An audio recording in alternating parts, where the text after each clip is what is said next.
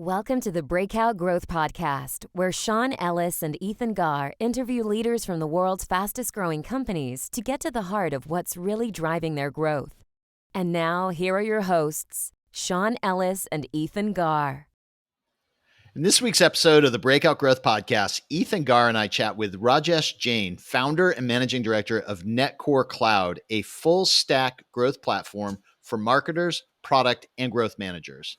Not many companies approach $100 million in ARR, and even fewer do it without raising any money. Rajesh and Netcore did both, and they may just be getting started. Ethan, what stood out for you in this conversation? Well, I think Rajesh really knows how to get out of the way.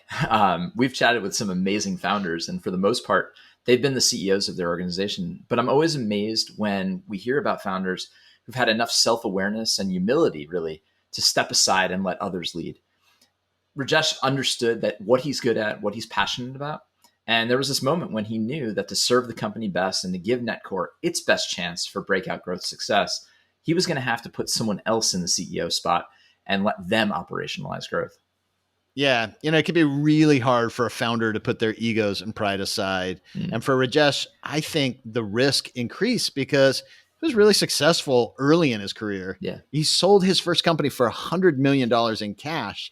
And it's easy to let that kind of success make you think you're unstoppable. Fortunately, he did have the realization that his leadership alone was not going to allow Netcore to achieve its full potential. So, it reminded me of our interview with Yaya, the co-founder and chief revenue officer at Truebill.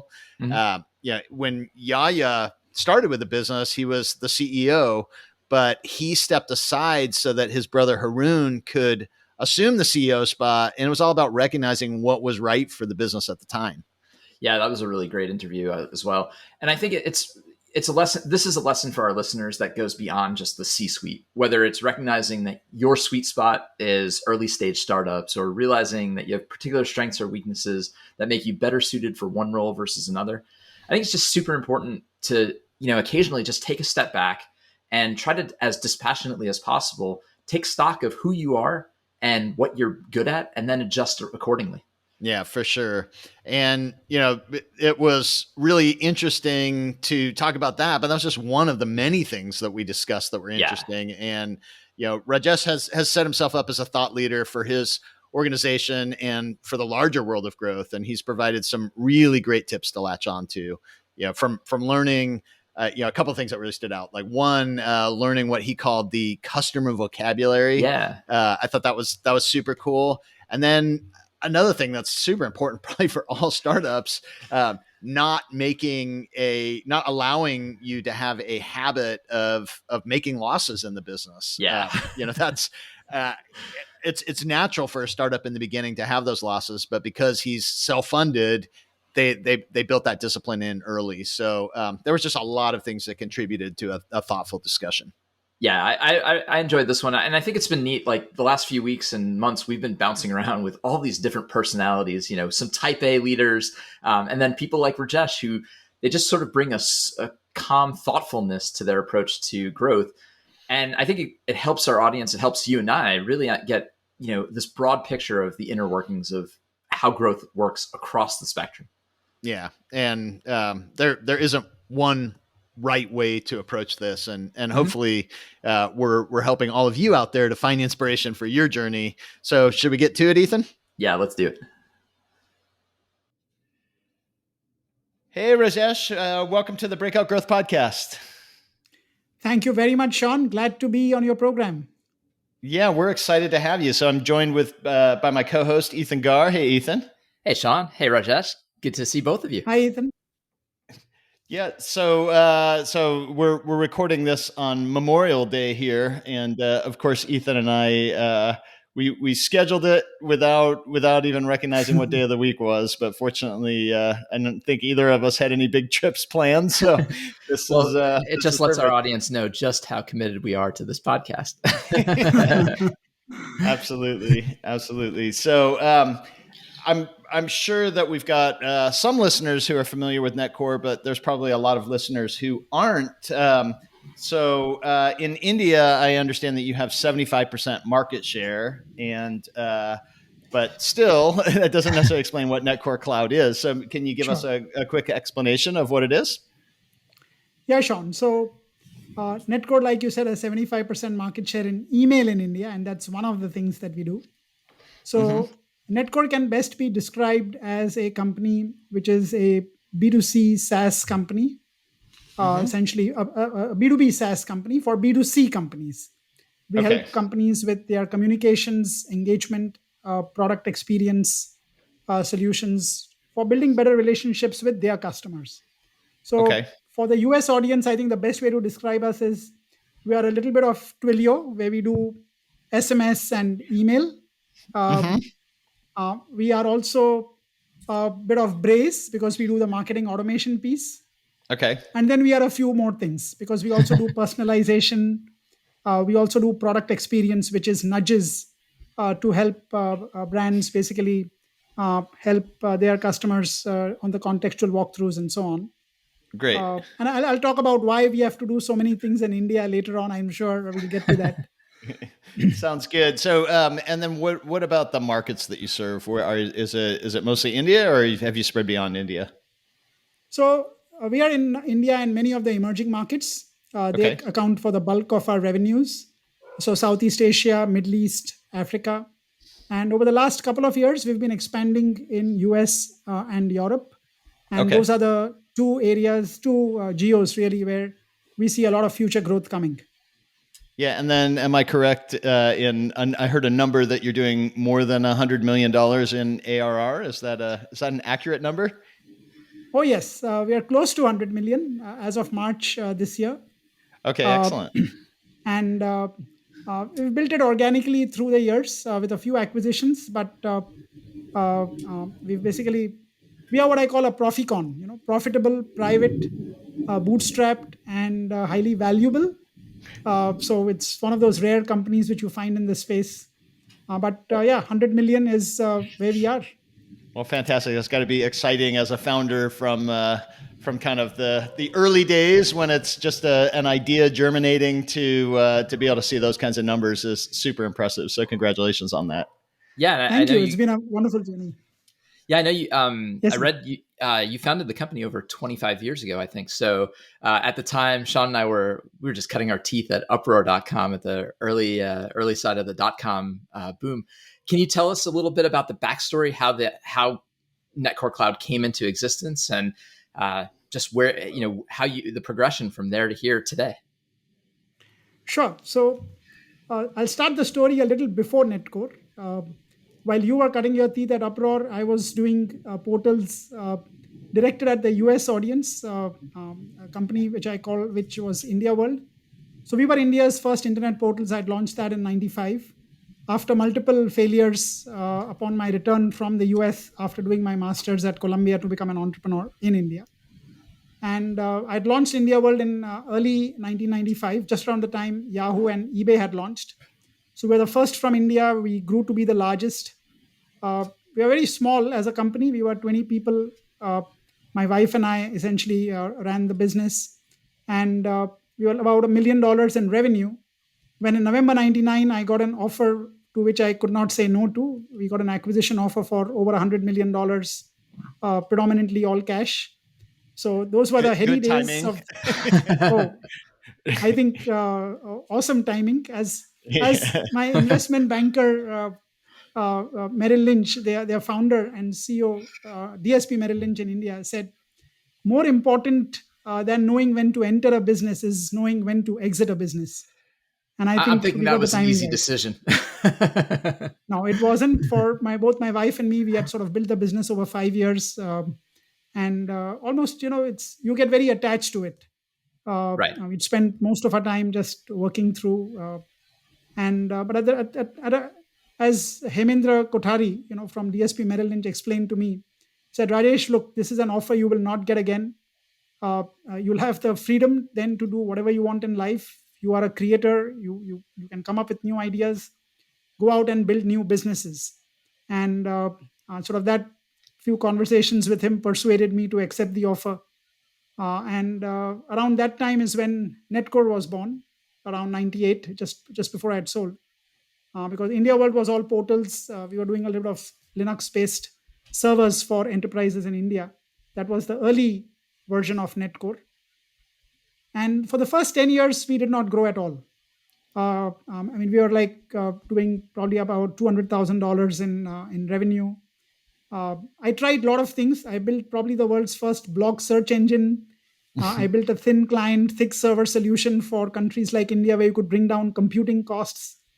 I built an RSS IMAP aggregator. When the heady days of RSS and blogs were growing, but I couldn't sell any of those. That was my problem. Uh, and then in 2007, I decided I was really the bottleneck in the growth of the company. I then professionalized the management. I got in a CEO, I got a COO, and I said, look, I can build things, but I can't sell it. Help me build this out. And that's what they've done. In the last 15 years have been very good growth for us. Wow. That's So do you think it was, you think it was simply a matter of being able to kind of position and sell it, or was it that they helped to tweak the offering to make sure that the offering was right for the market, or a A combination?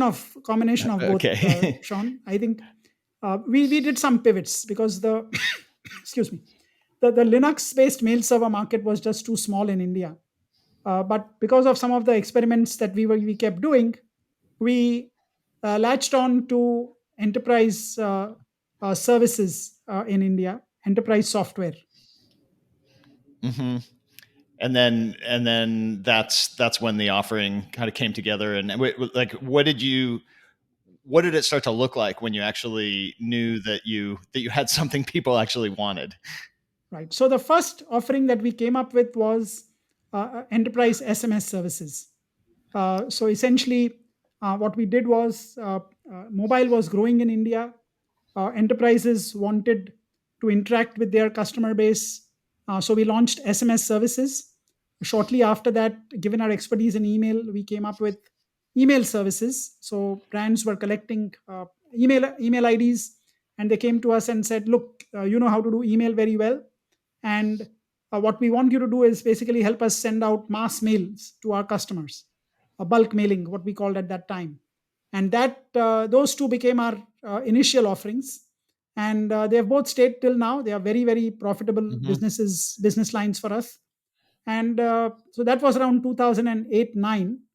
And in 2015, we added on the Martech automation suite. So we realized that we were at the bottom layer of the services, the communications layer, and it was the early days of Martech that we needed to do much more. We needed to get into journeys, journey orchestration. hmm Customers were asking us for automation, and by just listening to them, we just kept adding on newer and newer services as we went along. And sorry, one more question. no worries. I know Ethan's chomping at the bit to get in there. Did you? So essentially, yeah, that's a lot of time between 1998 and 2008. Do you think that your staying power was largely a part of being able to have that earlier exit that maybe allowed you to be more patient? And how did you know it was, we're not, balancing between we're being patient and waiting to get this market right versus this is just a hobby business and I made my exit and now I'm just just going to have fun the rest of my life and not make any money? Like, how did you balance between the two of those? Yeah, great question, Sean. So I've always been a person who loves new ideas. uh, when I try to come up with the ideas, I don't worry too much uh, about how it will sell or what's the potential for it. I just love new ideas, and I think uh, while I think the products were good, we were probably way ahead of our time. And as happens, you need to get the timing right. Too early and you fail, too late and you're going to deal with dozens of competitors. So I think in those days we were a small team, uh, so the burn was not very high. We had some cash flows coming in from our Linux mail server business, but I wanted to build a bigger business. At that time, I was not very ambitious. My previous company was 20 people. I said, it would be good to run a company of 100 people. What does that look like? Because the only place I'd worked at was in the US 9X for 2 years, which was 10,000 people or something that big. So in entrepreneurship, I said, okay, I'd love to create a larger business out of it. But I had no idea how to do it. I had no idea how to manage more than a small number of people. Mm-hmm. And that's when a friend of mine said, Rajesh, look, you need to get in a CEO. Okay. You're good at certain things, but there are lots of things you're not good at. And I think that's probably the best advice I got. And I'm glad I heeded it. And Mm-hmm. that really, so since then, Netcore has always been professionally run in the sense that I've always had CEOs. I'm not very good at managing a lot of people. So I only have to now manage one person, and I love that. That gives me a lot of chunky time to think, to read, to travel, to meet with people, and so on. So, in that role, now that you have professional management in place, do you have you mentioned learning from your customers, understanding their needs. Are you part of that? Are you part of the engagement with those customers, even at the level that you're at, and how do you do that? Yeah, so that's what I love, talking to customers. Uh, I think in the first 18 odd months of the pandemic, I must have spoken to about 150 plus CMOs with a few ideas that I had. You could do Zoom calls, so you could do a lot of conversations. And I think the key is to essentially understand the vocabulary. So rather than just me talking, what I like to listen to is the words that they are using to describe some of the pain points that they have. And there are two places typically you get this. You get this in direct conversations that you can do. And second is at conferences. When you're going out, and I love attending conferences in the US where, for 2 or 3 days, you're totally immersed in a Mm-hmm. different world. You're not distracted by what's going on in the company. You're not distracted by emails or sort of WhatsApp messages that you're getting. And then you're able to connect the dots. When you sit 15, 20 hours listening to different people speak, that's when things start falling in place, the mental models start forming. And that's Mm-hmm. the part which I love a lot. And that's what I did in the previous 3 weeks, meeting with a lot of customers, listening to them. uh, I also talk about some of my theories, what my worldview is. Mm-hmm. And then I look at how they react, what are the words that they sort of reflect back to me, what are the phrases that they use to describe their problems. And I think if you listen in that sense, I think automatically the product ideas, the positioning ideas start coming through quite well.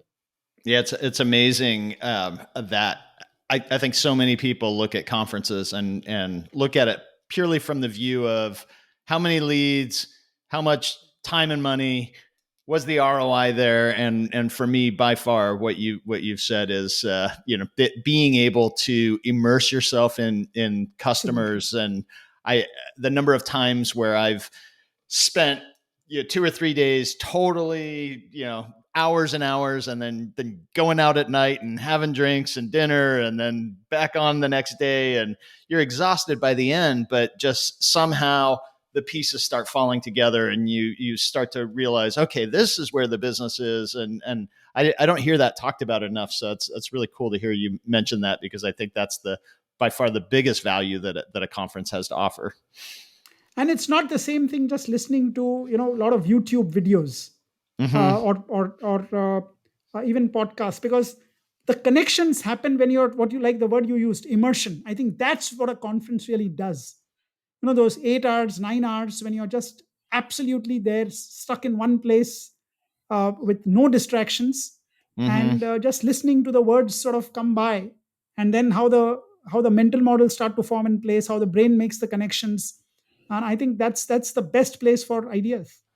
Yeah, and I think we really felt that during the pandemic, because the remote conferences, they were valuable to an extent, but I think now that we're coming back to in-person conferences and events, I think it's that there's that glue that you can't get unless you're with people having those chats. Like, and as Sean said, sometimes it's not in the talk itself. It's in the conversation before, after. It's those little moments. But I just wanted to ask you.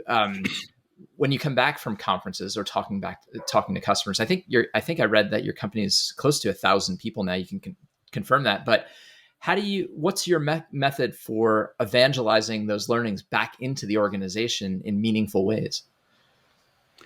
Okay, so great question. So I just returned last week from the US, 3 conferences, and now that so I do 2 things. I write a daily blog. Uh, so I wrote a series over the weekend on a tale of 3 conferences, and I sent that to about 20 of the top people, my core team internally, putting together all the learnings from the conferences which were there, which I attended. And I'm going to, of course, put that out on the blog also. So then a wider audience gets access to it also. And I'm quite open with my ideas because I always believe that if you share your ideas, if you sort of open source your ideas, you get a lot of feedback from other people.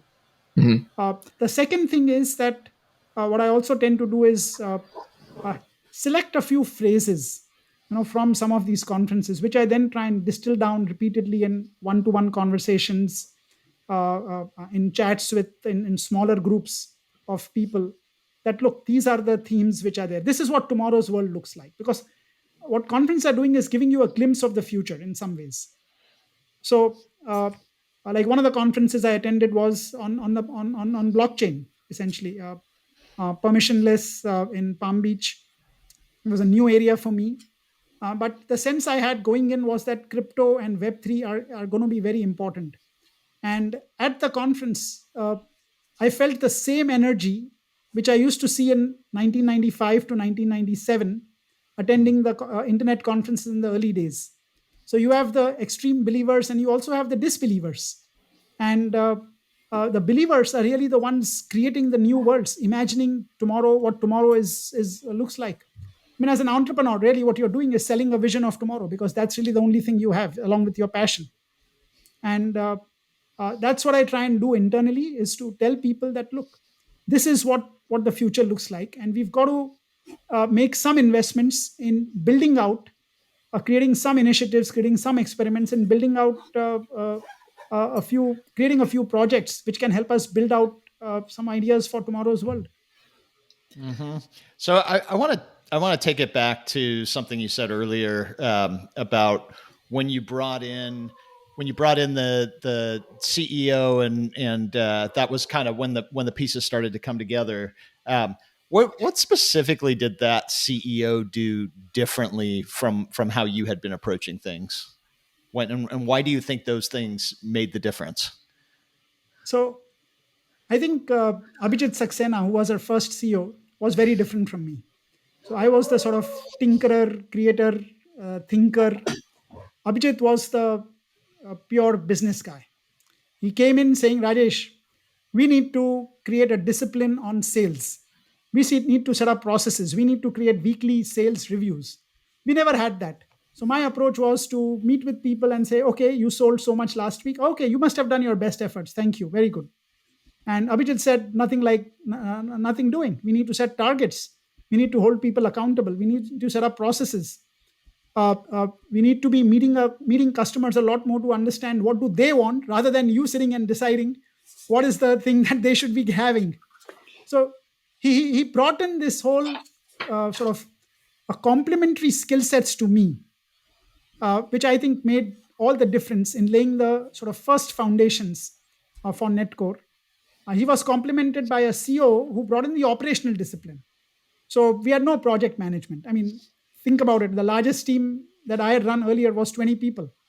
And that too, I was traveling half the time. So my wife, she used to manage the other 18 people. Um, so I was not very good at delegating. I was sort of forced to delegate because I had to travel. So with Abhijit coming in, I think we brought a discipline. We had forward-looking numbers that we would start thinking about. Okay, this is what we need to do. Salespeople were held accountable, and the product teams were held accountable for the product that they would create. We started listening more to market feedback on what customers wanted, rather than just creating things and taking them out to market. So I think that was the real start of building a proper business. I think earlier, like you said, it was probably more of a hobby. Just try So out new ideas. I had plenty of money. So Yeah. try out things. Sometimes too much money can give you too much patience.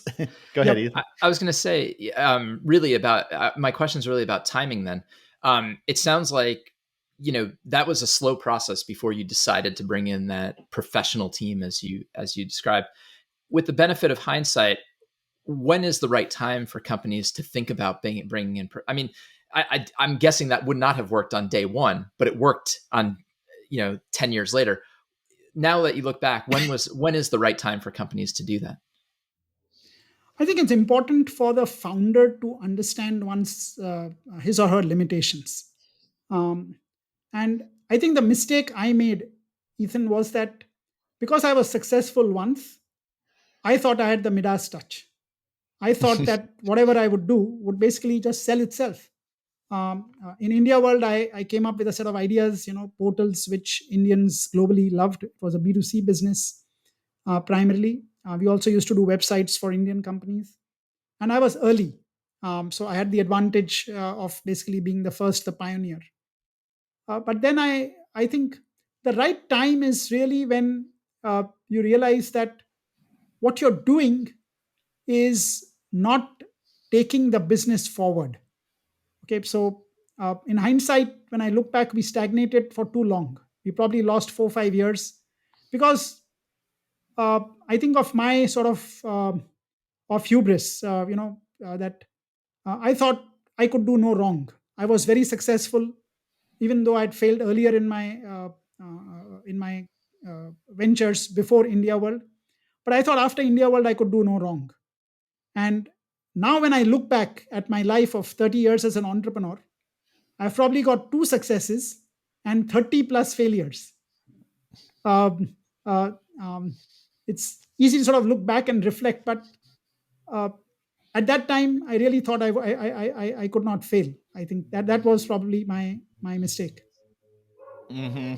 Yeah, I think that goes back to that phrase of why it makes sense, but fail fast. Like I used to hear that, and I found that so annoying. But if you think about it in the sense of how you're saying it, if you fail fast, you can have 30 failures and two successes, and your career can be dominated by the successes because you succeed over a long period of time. Yeah. And if your failures are recognized as failures and you move on to the next one fast enough, then you get the learning from them. And again, you want to be able to put your time into the things that have that potential and ride those things. Yeah. In fact, just actually, what you said, just I want to go back and address Ethan's question. I think Sure. this is important advice for entrepreneurs also, is that when do you bring in sort of the professionals in the business? And I Mm-hmm. think for entrepreneurs, it's one of two things. Either you're very good at the product, okay, and in which case, most entrepreneurs will not be very good at the go to market and the selling. So I think that's a good time to start looking for people who are skilled. You can get the early successes, but building a scale business is not going to be easy. Mm-hmm. The second is that if you are good at sales, you then want to get someone who's very good on the product side very early on. Mm-hmm. You need a Mm-hmm. team. Okay, you Got it. can't do Yeah. it yourself. So I think it's the combination of the two. Product, of course, what we talk, the product market fit is very important, but the product has to come first. And Mm-hmm. most entrepreneurs tend to be good on the product side Mm-hmm. because that's what really drives them. That's the kick that they get, creating new things. And I think the realization has to dawn that if they're having some challenges getting revenues from the product, then they need to bring in experts who can basically take what they have to market. Yeah, it's funny. I'm think I'm exactly the opposite of you in that sense, where my earlier successes led me to have the overconfidence that I should be the founder. I should come up with a product idea. But it turns out I'm just not very good at kind of conceiving of the initial product, and so I kind of Mm. I look at it as just because I've driven a lot of success, so I wanted to be a founder who could create things and build successful companies. But that's just not what my strength is. My strength is seeing small amounts of success and quickly building on those and turning them into big exciting things. But I think it's that recognition, the commonality between both of us is the recognition of what am I good at, what am I passionate about, and how do I complement myself with the other skill sets, and that's why teams build successful companies and not just Absolutely. individuals. No individuals. Yeah. And I think one more angle. Sorry, go ahead, Ethan. Sorry. Oh no, go ahead. We're here to listen to you. I just wanted to add one more thing. I think one learning that I had uh, when I brought in my CEO was that I have to trust him completely. Okay, I have to trust his judgment because a company should have only one leader. Mhm. Because if I was going to be around as the founder, I could not undermine him in meetings publicly. So even if I disagreed with him, I should have the conversation privately. Mm. Mhm. Otherwise, once there are two power centers, then people will play one against the other, and that's a sure shot sort of road Yeah, to you see failure. that all the time. Yeah. So I'm curious. So you've never taken outside capital, as far as I know, right? In terms of building this business, do you think that? Well, two questions. One is, was that always simply because you had the capital, or simply because the markets never lined up? That's one part of my question. Then the second part is, how has that impacted your decision making, and do you think it's always been a good thing? Yeah, great question. So in both my companies, India World and Netcore, I did not take capital. So in a sense, both are proficons. um, Now, uh, I have tried probably 25 to 30 times in my life to raise capital. So it's not out of my choosing that Okay. I did not manage to raise capital. I think when I look back, my problem has been that when I go into meetings with potential investors, I tell them the valuation expectation right up front. Okay, so and if they decline to invest, I increase it for the next person. So uh, and I can do that because I'm running a profitable business. See, that's the prerequisite. Hmm. I was running a profitable business very early on in India World, because we used to do website development for companies, and that kept the cash flows coming in before the ads started kicking in once we had built up enough traction.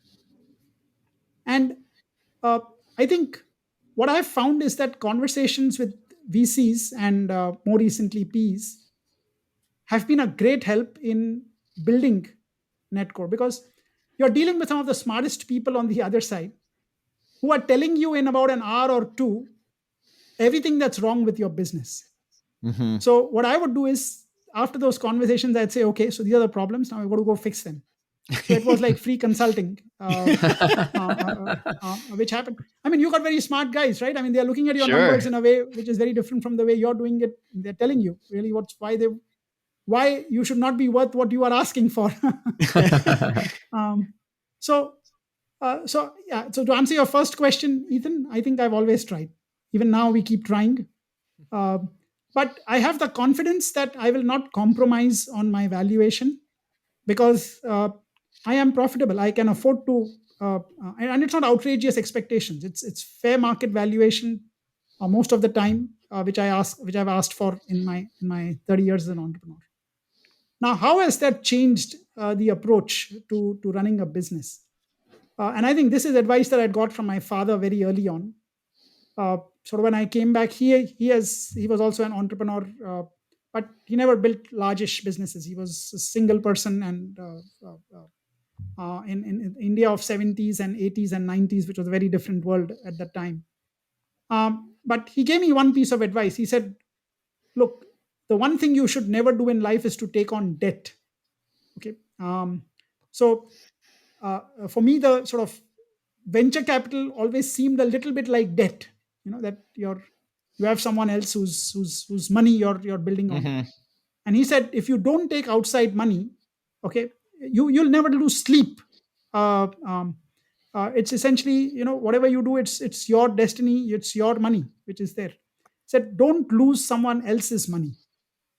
And sort of these couple of things always stayed with me. So I was extra cautious when having the conversations. And when I was building the business, I had really no choice but to make it profitable because there was no other source of capital. I could not sort of burn cash on many things that venture funded companies did. I had to think much harder about the choices that I made about products and so on, which would actually make money in the near term. And there was once in my life about 15 years ago when I got sort of trapped by this whole valuation thing, and I started burning a lot of cash in my company. Of course, I had the money at that time. This was 2007 8 time frame. And then my wife sort of one day, she had taken a break for a few years. We've always worked together for most of our 30 years. She had taken a break because a baby was born in 2005, so she had taken 3 years off. And then she comes into the company and she sees us sort of. She's a CPA, she's a finance person, but she can do everything in the company, anything pretty much. She's the HR head now in Netcore. And she comes and looks at it and says, "You are losing so much of money every month." And I said, "Look, but this is all going to grow our valuation. And look, we got good valuation previous time." He said, "Absolute nonsense. You have 6 months to turn the company around and make it profitable. Otherwise, shut it down. This is no way to run a business." And uh, by that time, after 10, 15 years of marriage, you realize there's a very high cost to not listening to your spouse. um, and I said, "Okay, 6 months is a little tough, but give me 9 to 12 months and I'll turn it around." And we did. And after that, Netcore has been absolutely profitable for the last 15 years. We've not lost money at all. And that sounds like the timing that led to the CEO as well. Yes, absolutely. and what happens is that just as loss making is a habit, becomes a habit of sorts, because it's very difficult to turn things around. Making profits becomes a habit. And it puts you in a very making profits becomes a habit. And it puts you in a very strong position when you're talking to potential investors. You are not dependent on outside people. I'll tell you a small story. About 3 years ago, when we were talking to PE funds, when we wanted to raise some capital for Netcore, I was not able to do it because most of them said that, "Look, we don't want to invest in a profitable company. We want you to cut the profits out and focus purely on growth. We'll give you the money to grow even faster." And I said, "No, I will not do that, because if for some reason something goes wrong tomorrow, it'll be very difficult for me to stop the losses which are there." And now, I mean, you're seeing a new world emerge in front of us where profitability is the mantra. And essentially, I think my core philosophy has always been that, you know a business has to be profitable. There is no two ways about it. You can maybe take some initial capital for building it, but when I see businesses who have not been profitable for 10 years, 15 years, still investing, still calling themselves startups after 10, 15 years, and not making money, that makes absolutely no sense. Of course, Amazon pulled it off. They went a long time without a profit, and everyone thought they were crazy, and then they became a super valuable 10,000 company. companies. That's the exception. Yeah, exactly. Yeah, 10,000 companies think they're Amazon, and none of them are. It is funny how markets dictate the value of profitability. Sean and I actually probably both remember a conversation where we went to an executive team and we asked what we thought was a very reasonable question, which is, can somebody tell us the path to profitability? And the eyes looked at us like we were crazy. I think, who the hell are you 20-something kids? Get the hell out of my office, was sort of the CEO's response. And we left there like with our tails between our legs thinking, isn't that what we're here for? Like, to make money? And it was just like, it was so far from what the company was trying to do at the time. And I've been part of other companies that have been acquired, and I thought our profitability would be like this great weapon. And it was sort of like, okay, well, you're profitable. I'm not sure that's so exciting for us. So I think it's interesting that maybe to a degree, your own profitability has made it, has interfered with any ability to raise money. Fortunately, that same profitability has given you a lot of freedom to do the things you've wanted to do. Absolutely. And I know you've mentioned a couple of acquisitions. Has that, I mean, obviously when you're pulling the money to make acquisitions out of your own funds. That's a There's probably a lot more thought that goes into that process. How do you approach acquisitions and looking at those as the potential to be valuable to the company? So I've always believed that acquisitions are going to be very important in the martech space, because there's no one company which can do everything. Uh, and there was a very successful Indian business person I'd met about 7 or 8 years ago.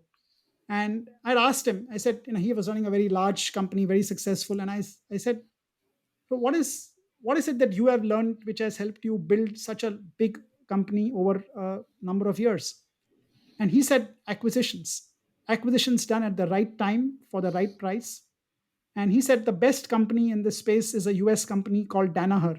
Uh, it's in the chemicals additives business. And he said, look at the HBS case studies on them, and you'll see how they approach how they approach acquisitions.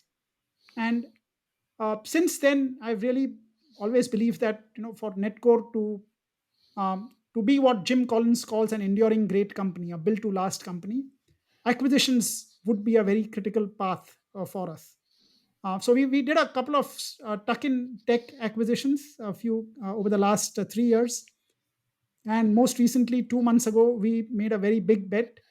We invested close to $100 million in buying a company, Unboxed.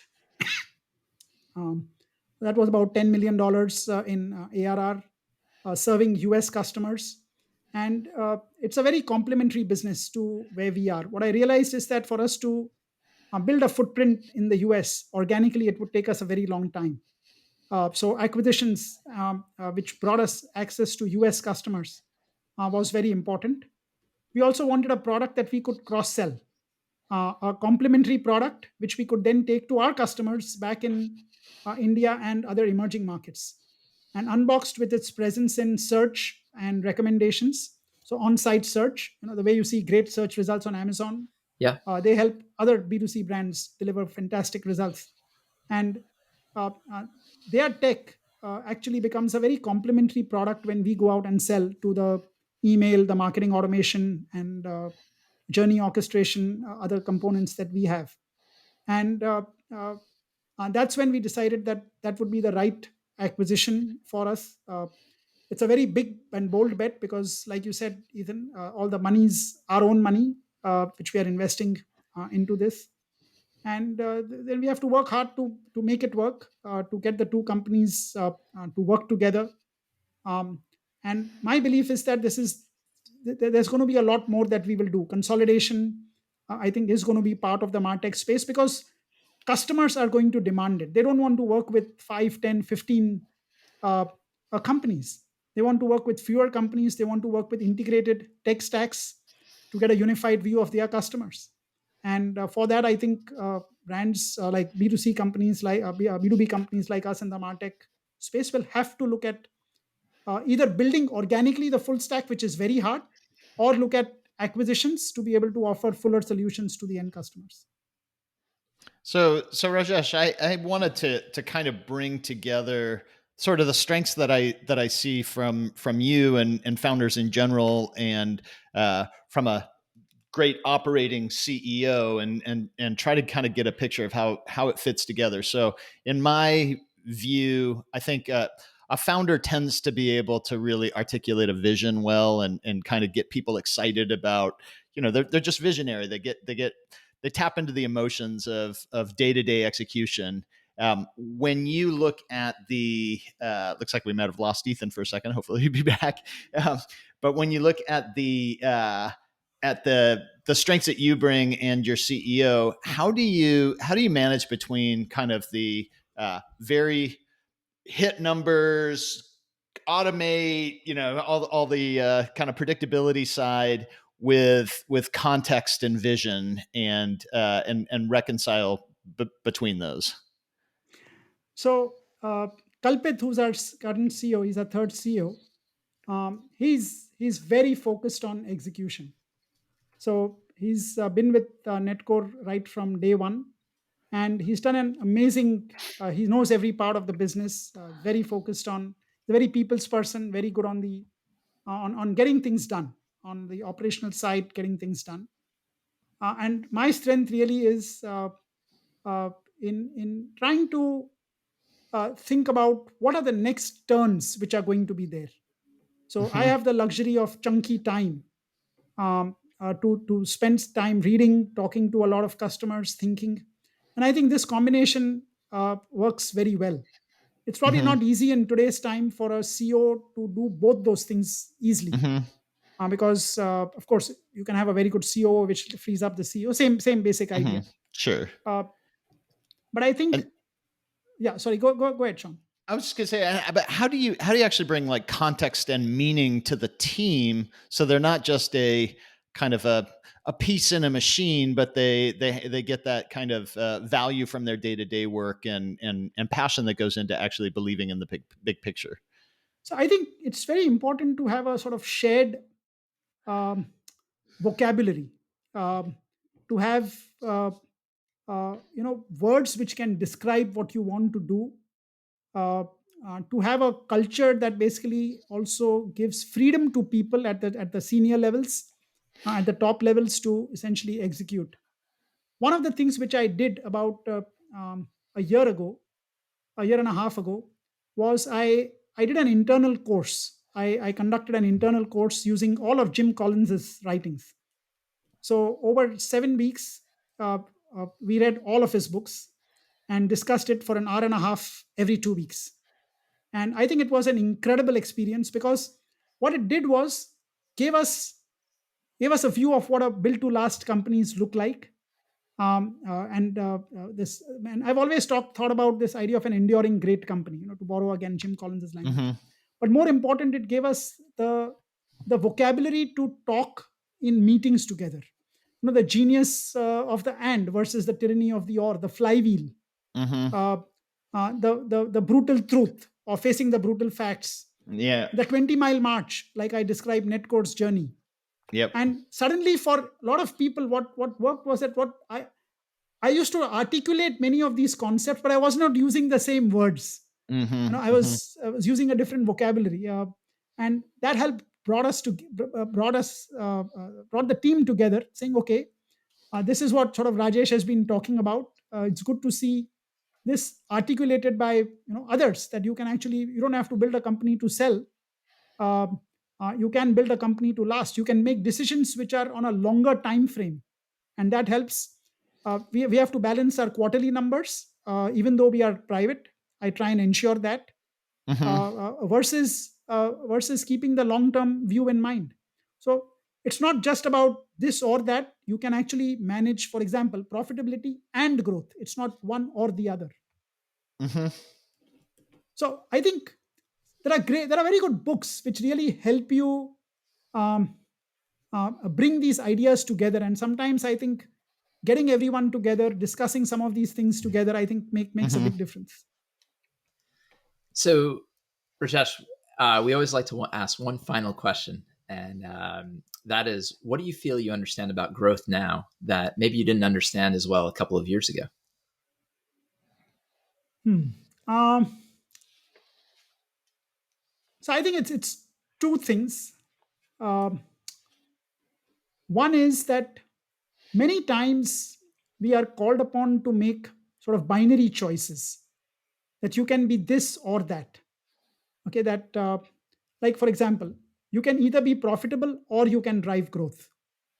Um, uh, you can either build or sort of buy, or you have to buy. So a lot of these sort of false binaries, which many times we are asked to choose. And I've I've come to the conclusion that actually it's possible to do both the things at the same time. Okay, it's a harder path, but I think it's the chapter in Jim Collins's book, the genius of the and versus the tyranny of the or, which sort of brought it alive for me. That's one of the things which I've learned about growth, that you can actually create a model which combines, for example, uh, meeting short-term numbers with laying the foundation for a longer term. For example, the McKinsey's model of three horizons. You build the cash flows today, then use build growth businesses which will be cash flow generators tomorrow, and the third horizon where you're experimenting with new businesses for the future. The second one is that I used to think that um, having a monopoly, sort of 75% market share in India, was a great thing. And what sort of struck me a few months ago is that monopoly is not equal to a moat. Okay, so they are two different things. And I have to think much harder if I have to convert that monopoly into a defensible or an impregnable moat. Um, so just because we have 75% market share in India in email today does not mean that that will be there forever. Uh, and I used to take that for granted. That will become very hard for someone to basically challenge us, and I don't think that's necessarily the case. So we have always got to keep ahead of the curve. For example, in email, it's an industry where there has been very little innovation, because most of the companies basically get to a certain scale and then they get bought. So, like the three largest email companies have been bought in the last 2-3 years by CPaaS players, which are basically voice and SMS players.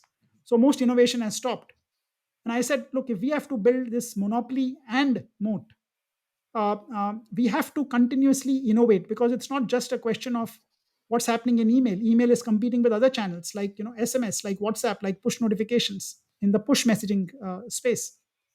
So we've got to continuously keep innovating. We've got to keep thinking harder on how do we build those moats, and that's really where the long-term value creation happens. All the great companies have very deep moats, and that's sort of the next challenge for me as to how do we take the good position that we have. If Netcore's got to go from 100 million to $1 billion, I think we have to build these moats.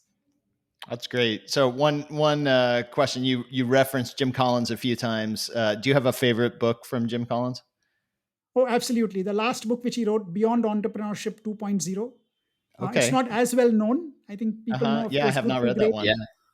I think that book came out about a year and a half ago. It's sort of a partly rewriting of his first book that he had written with a co-author. But I love that book because it basically brings together all of his ideas in a single book. And Awesome. it's essentially the book which he says is for entrepreneurs who want to just build their businesses and keep growing them forever. What he calls the enduring great company. And in Perfect. I think one of the chapters, I think chapter 6, he's got this thing called the map, which gets all of his ideas together in a single graphic. And I think that's very powerful. And that's the book I would recommend to all entrepreneurs.